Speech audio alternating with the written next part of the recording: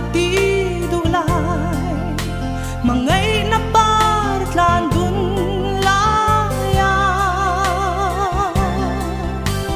Zule zwa bia thu nol ngam lo vanga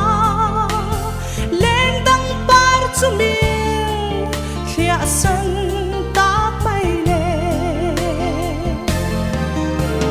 kat guardang thailo oi na kati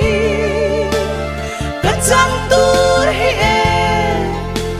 idol lovem ni ha chen su langin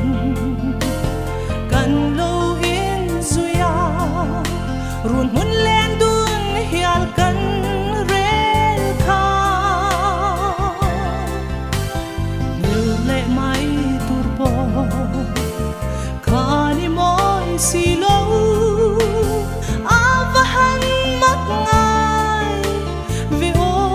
di lung run kat guardang thailo oi na kati kat sang tur hi e idol lovem ni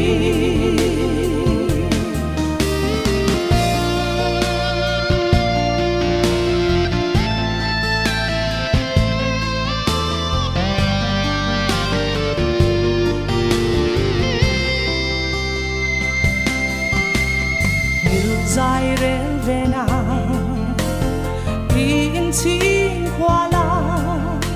zir na run sang ka zu bela kwanu mal somin lot lin na ka chang nang lo chuan lung lo akim thei chuang lo guardang thailo oi na kati kat sang tur hi e idol lovem ni ma se mo dulai lung chirin kalam ilo hoi lo kir mala rem to silo